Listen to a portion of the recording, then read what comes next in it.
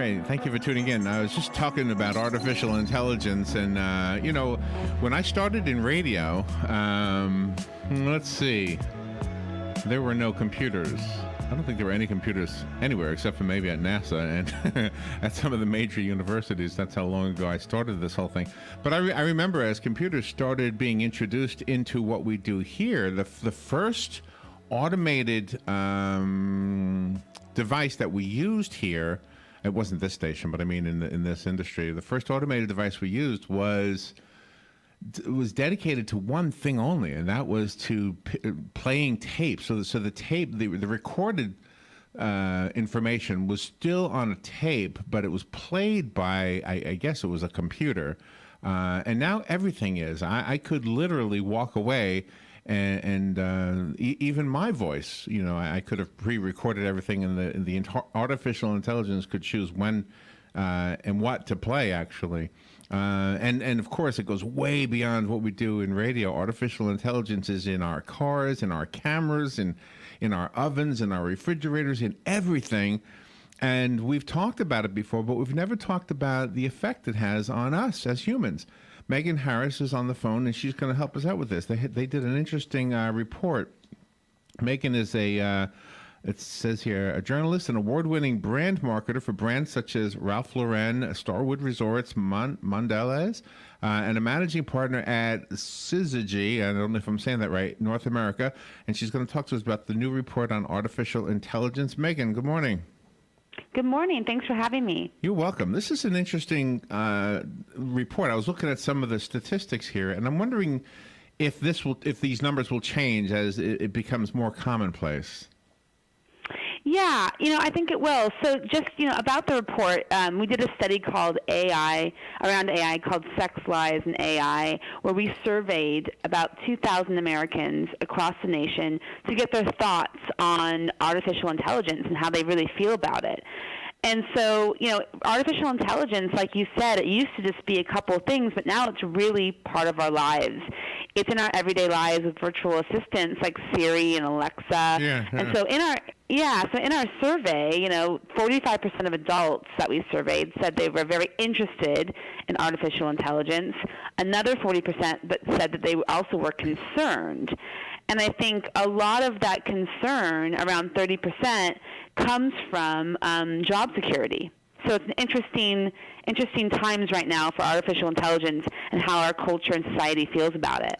And now in job security, I mean, we could say the same concern must have happened when the cars were replacing the horses, because there was a whole load of jobs that would no longer be necessary.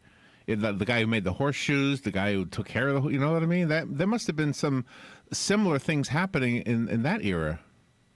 Absolutely. I mean, I view this as, nothing new. Change is always coming. And so from my point of view, the bottom line is that, similar to what you said in the historical past, is, yes, some jobs are at risk and they will become obsolete. But with anything, especially when it comes to technology and data and new ways of doing things, there's also new job creation. So from my point of view, the jobs that are at risk are those that have skills that can be automated, right? Specifically around routine service and tasks. So you think about banking, for example. It's, loan approval. You think about maybe the food industry and food prep at scale, things like that are coming up quickly. But I think with technology, there's tons of opportunities. So with all these different artificial intelligence and machine learning technologies, there has to be human jobs that are able to understand how to make all these different technologies work together. And there's the opportunity. I'm curious if the report was done by simply asking people different questions. Yeah, so what we did is we took across the 2,000 people that we surveyed, we asked different questions around how they feel about artificial intelligence, around specific things, around job security, about morals and ethics, about how they feel it'll play into their everyday lives.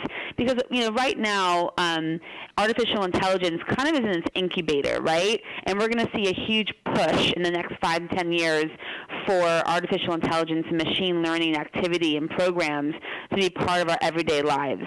So I think people are very confused about probably how to use it. They're open to using it as long as it's useful to them.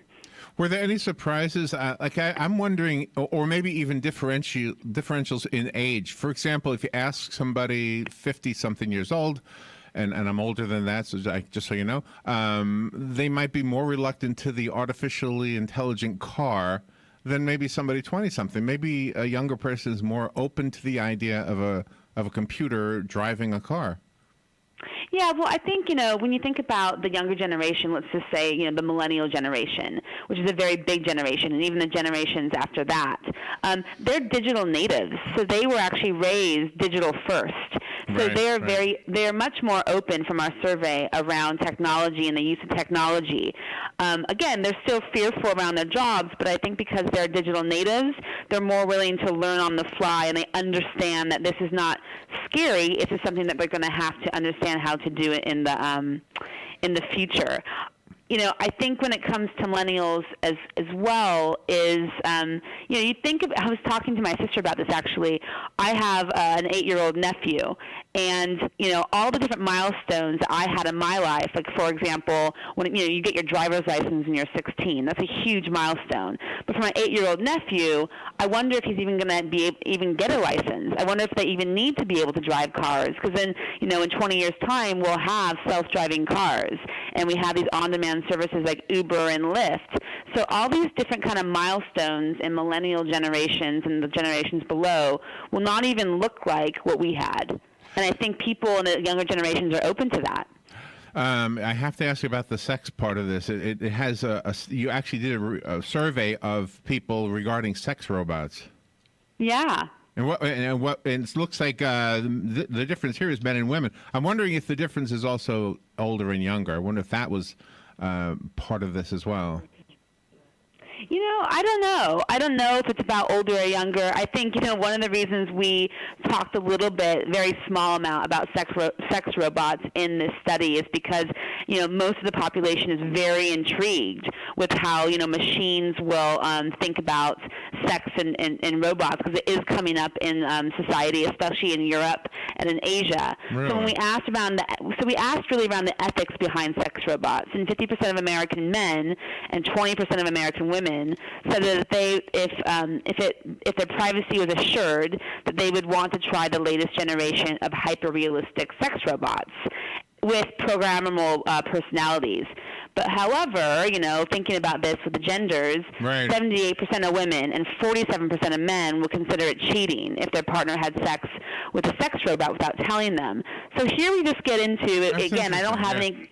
Yeah, I don't have any conclusive thoughts here, but I will say we just wanted to open up the conversation around ethics and morals, around relationships and how people engage with each other, and what that's going to bring for the future. So we've been using ATMs for a long time. That's, in a way, that's artificial intelligence. There's no teller, and that's been around since the 70s. So is there... it says here there's a rule book for artificial intelligence for marketing purposes. Is that about how to, to inform the consumer how artificial intelligence is actually being used? Yeah, so I think, because what we did is we put together a list of kind of code of conduct around the ethics in which the marketing and business industries should be using AI. Because, consumers don't truly understand how businesses and marketers are using it yet, we just put together some rules. I think the biggest thing for me as a marketer and as someone who's trying to help the consumer is to always be transparent. I think, what I see in my own experience with my brands that I help and also in the survey, as long as people know that a business is using artificial intelligence, for example, a chatbot. If you go online to buy something and a chatbot comes up and they're talking to you, as long as they say, hey, listen, I'm a chatbot, I'm not a real human, I think people are open to that. But if you try to trick people and pretend it's a human, that's where you run into the issues. Yes. And as long as a company, from my point of view as well, has the ability, if a chatbot's not working and they have the ability to bring in a real human, I think that's really important right now. So our rule book really is do no harm to the consumer, definitely build trust with the consumer. Don't conceal anything, meaning be transparent. And also, AI needs to be helpful and useful. The study that we're referring to is obviously has more information than we can squeeze into a radio interview. Do you have a link that people can go to or a website, I should say, with a link that they could look at the report? Yeah, so our report is done by our agency. It's called Syzygy, and you can find it on www.syzygy.us, which is syzygy.us. All right, and we'll make sure we put that on the podcast that we're recording right now. Well, thank you for doing this. We've talked about artificial intelligence a lot on this show, but never from the marketing perspective, and never with a survey indicating how the public trust is in regards to it. And I said in the beginning, I think it'll change as we become more comfortable with it. I think so, too. Thanks for having me. It's a good chat. Megan, thank you. All right, we will take a little break. We'll be right back.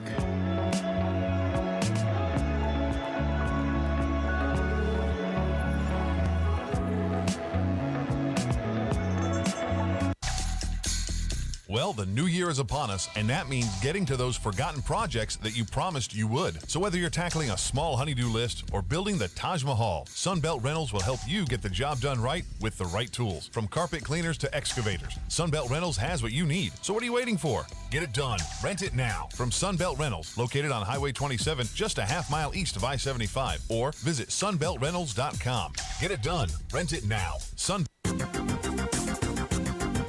The weather is brought to you by myfwc.com. Safe boating is no accidents. Bright sunshine, but rather chilly on this Tuesday with highs in the upper 50s to mid 60s. Then moonlit and chilly Tuesday night with lows in the mid to upper 30s and the coldest inland spots to near 50 along the coast. Mostly sunny Wednesday, highs in the mid to upper 60s. And on Thursday, partly sunny, the high 70 to 74. From the Florida Weather Center, I'm meteorologist Joe Lundberg. Fox News Radio. I'm Chris Foster. Tonight's President Trump's first State of the Union address. White House spokeswoman Sarah Sanders says, we're really excited about talking about our successes of the first year, but even more so what we are going to accomplish over the next 7 years. She was on Fox and Friends this morning. Russian President Vladimir Putin calls our government's publication of a Russia list a hostile act, asking what's the point? Fox's Simon Owen. Russian President Vladimir Putin calling it a hostile act after the US published a list of 114 Russian politicians and 96 people labeled as oligarchs, all of whom the US says have flourished under President Putin.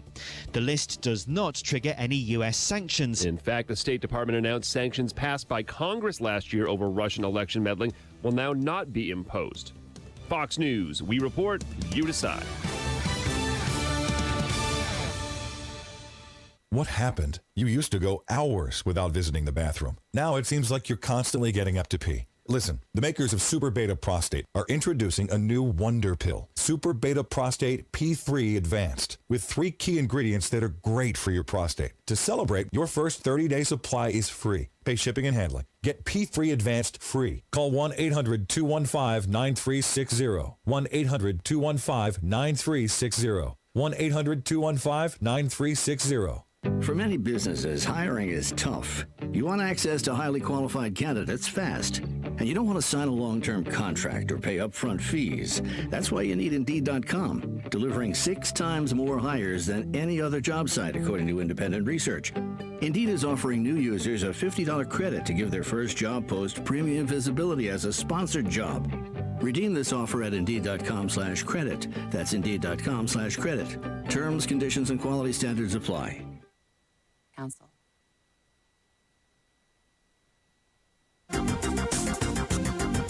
The weather is brought to you by myfwc.com. Safe boating is no accidents. Bright sunshine, but rather chilly on this Tuesday with highs in the upper 50s to mid 60s. Then moonlit and chilly Tuesday night with lows in the mid to upper 30s and the coldest inland spots to near 50 along the coast. Mostly sunny Wednesday, highs in the mid to upper 60s. And on Thursday, partly sunny, the high 70 to 74. From the Florida Weather Center, I'm meteorologist Joe Lundberg. The College of Central Florida is committed to being your first choice for quality higher education. CF has locations in Marion, Citrus, and Levy counties and offers more than 60 academic programs. Earn a certificate, associate, or bachelor's degree. With Florida's 2+2 program, a student can complete an associate in arts at CF and be guaranteed admission to a state of Florida university. CF is ranked number 13 in the U.S. for affordability, is military friendly, and offers a full student life experience. Make CF your first choice. Call 352-873-5800. Career Source, Citrus, Levy, Marion brings together business and community partners, economic development leaders, and educational providers to connect employers with qualified, skilled talent and job seekers with employment